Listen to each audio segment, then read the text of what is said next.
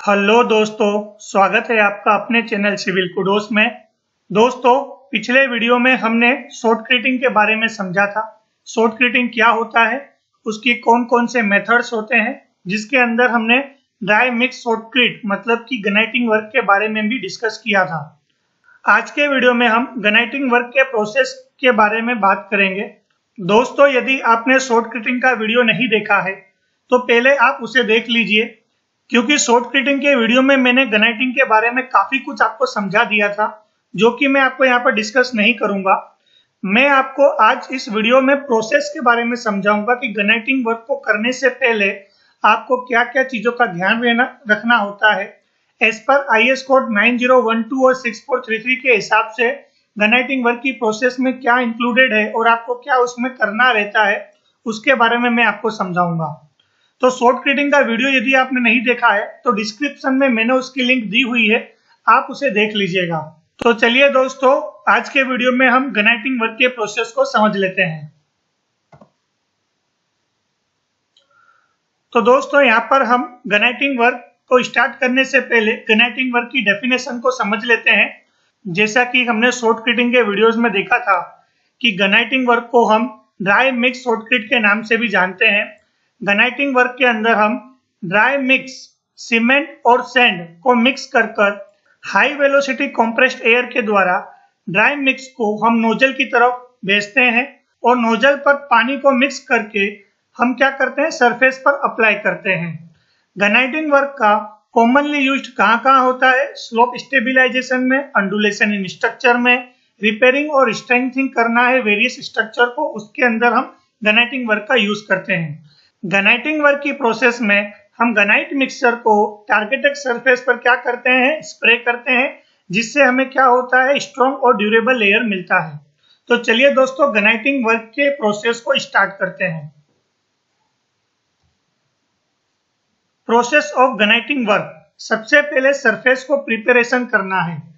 जिस किसी सरफेस पर आपको गनाइटिंग वर्क अप्लाई करना है तो आपको यह ध्यान रखना है कि आपका सरफेस प्रॉपर क्लीन हो, लूज डेब्रिस, डर्ट, ग्रीस और किसी भी तरह का कंटेमिनेंट्स उसके ऊपर लगा हुआ नहीं होना चाहिए। यदि है तो आपको उसे निकाल देना है, क्योंकि आपका गनाइट मटेरियल प्रॉपरली सरफेस के साथ अटैच हो सके।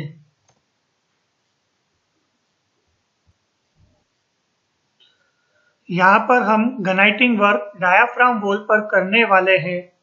तो जैसा आप वीडियो में देख रहे हैं, डायाफ्राम वॉल पर जो सॉइल चिपका हुआ है उसे मैं हाई वाटर वेलोसिटी के द्वारा रिमूव कर रहा हूं।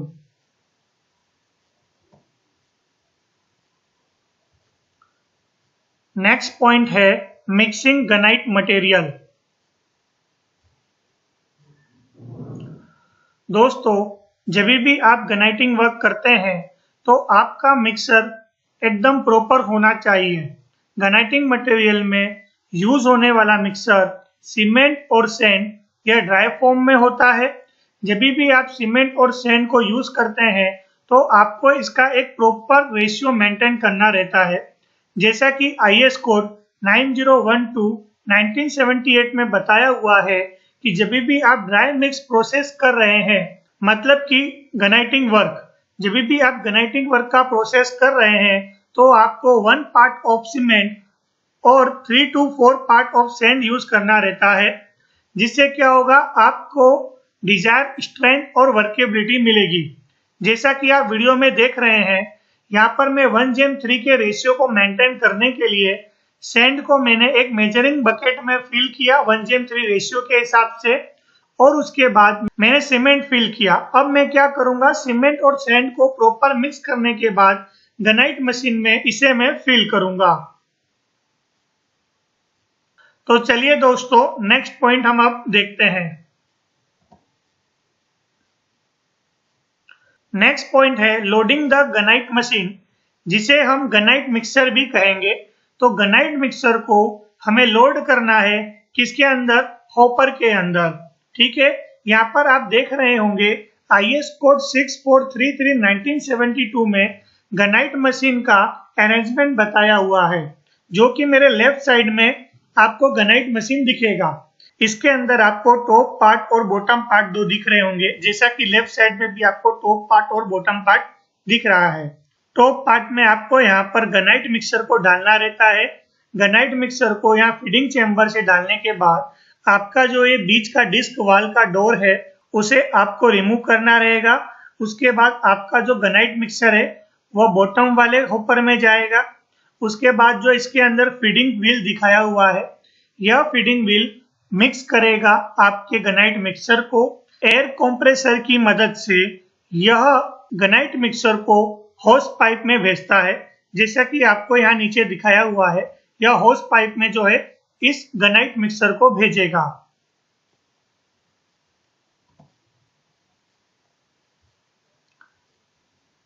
नेक्स्ट पॉइंट है एडिंग वाटर। जैसा कि मैंने आपको शॉर्टकट के वीडियो में भी बताया था कि होस पाइप में आए हुए ग्रेनाइट मिक्सचर मतलब कि ड्राई इंग्रेडिएंट्स जो है आपके सीमेंट और सैंड, उनको क्या करना है, जब वह होस पाइप से नोजल की तरफ आते हैं तो नोजल पर आपको वाटर का कनेक्शन करना रहेगा। यहाँ पर वाटर वाल्व है जो कि नोजल मैन क्या करेगा, इसे अपने हिसाब से प्लस और माइनस करेगा।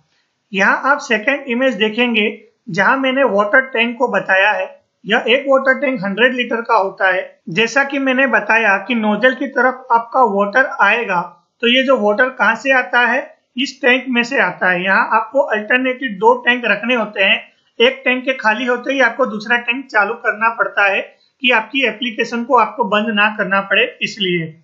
साथ ही में यदि आपके सरफेस पर रिक्वायर्ड है एड मिक्सचर की, तो आप जो है वाटर के अंदर एड मिक्सचर को भी ऐड कर सकते हैं।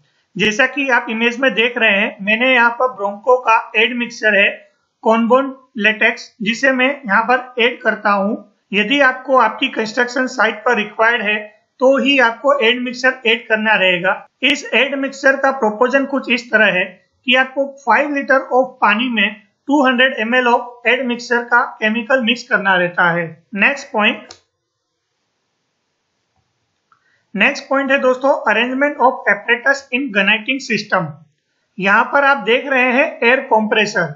यह जो एयर कंप्रेसर है इसमें दो पाइप आप देख रहे हैं आ रही है। एक पाइप जो है आपका वाटर टैंक में जाएगा और दूसरा पाइप जो है आपका सीमेंट गन मतलब कि ग्रेनाइट मशीन में जाएगा। यह क्या करता है, आपका जो ग्रेनाइट मिक्सचर है उसे हाई वेलोसिटी के द्वारा होस पाइप में भेजता है, ठीक है, और पानी को भी इसी तरह हाई वेलोसिटी के द्वारा आपका नोजल की तरफ ये जो है भेजता है। जैसा कि प्रीवियस इमेज में आपने देखा कि नोजल की तरफ वाटर और ड्राई मिक्स होते हैं और क्या होता है, आपका एप्लीकेशन पर यह अप्लाई होता है। ये अरेंजमेंट है आपका ग्रेनाइट सिस्टम करने के लिए। नेक्स्ट पॉइंट है प्लेसिंग द शॉर्टक्रीट।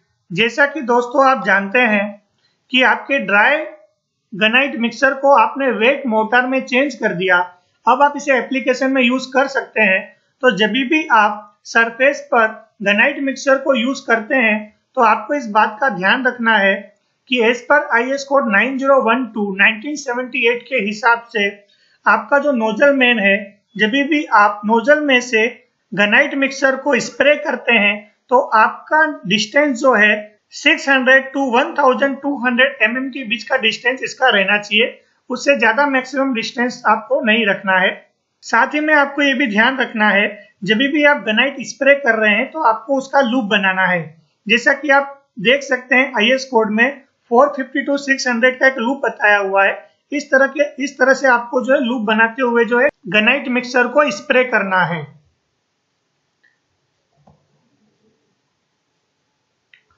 नेक्स्ट पॉइंट है वायर मेश। जिस किसी सरफेस पर आप ग्रेनाइटिंग मिक्सचर को स्प्रे कर रहे हैं वहां पर आप वायर मेश लगाते हैं। अब वायर मेश आपको कब लगाना है, IS कोड में बताया हुआ है कि वायर मेश आपको तभी लगाना है जब आपका ग्रेनाइटिंग का थिकनेस 25 mm से ज्यादा हो। जिस सरफेस पर आपको ग्रेनाइटिंग स्प्रे करना है उसका थिकनेस 25 mm से ज्यादा है तो आपको वायर मेश का यूज करना है। अब ये जो वायर मेश है उसका स्पेसिंग रहेगा मिनिमम 50 mm बाय 50 mm का, और 3 mm जो है उस वायर की थिकनेस रहेगी, जैसा कि आप इस इमेज में देख रहे हैं। नेक्स्ट पॉइंट है दोस्तों, जब भी आप वायर मेश किसी सरफेस पे लगाते हैं तो आपको जो है नेल के द्वारा लगाना है, जिस नेल टू नेल का बीच का स्पेसिंग जो है 750 mm का होना चाहिए। जैसा कि आप इमेज में देख रहे हैं, यहाँ मैंने नेल का यूज किया है। हमें नेल का इसलिए यूज करना है कि आपका वायर मेश जो है डायरेक्टली सरफेस से टच ना हो जाए। दोनों के बीच में डिस्टेंस होना चाहिए मिनिमम 25 to 30 mm।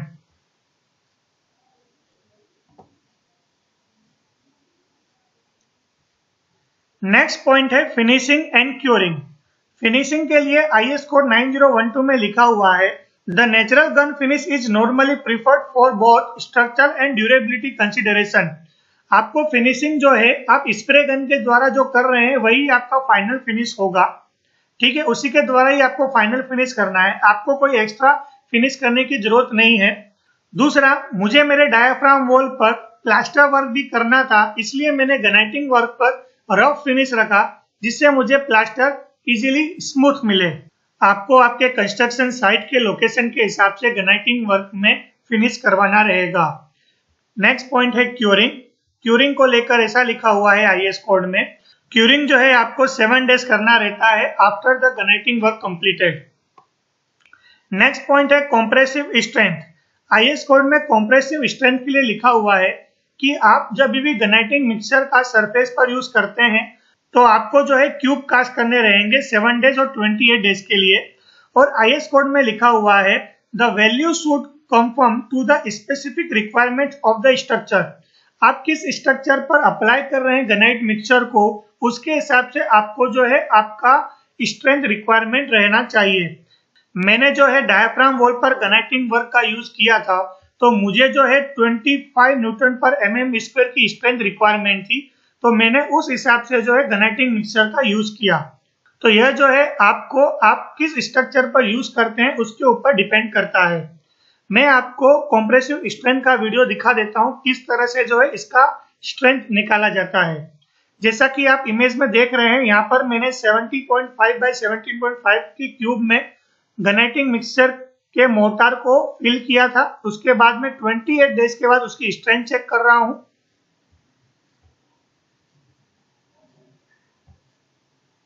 यहाँ आप देखेंगे कि क्यूब का पहले मैंने वेट किया, उसके बाद CTM मशीन में मुझे इसे रखना है और उसके बाद मुझे उसका टेस्ट करना है। जैसा कि मैंने आपको बताया कि मुझे 25 न्यूटन पर mm स्क्वायर स्ट्रेंथ की रिक्वायरमेंट थी, तो मैंने 28 दिन के बाद मैंने स्ट्रेंथ चेक किया, तो आप इमेज में देखेंगे कि मुझे 27.54 न्यूटन पर mm स्क्वायर की स्ट्रेंथ मिली, जो कि मेरे स्ट्रक्चर के लिए ओके है। तो दोस्तों, यहाँ पर हमारा वीडियो कंप्लीट होता है गनाइटिंग मेथड का।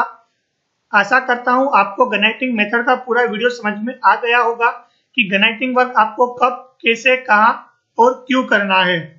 तो यदि दोस्तों आपको मेरा वीडियो पसंद आया हो तो प्लीज उसे लाइक करिए, सब्सक्राइब करिए और शेयर करिए। थैंक यू दोस्तों।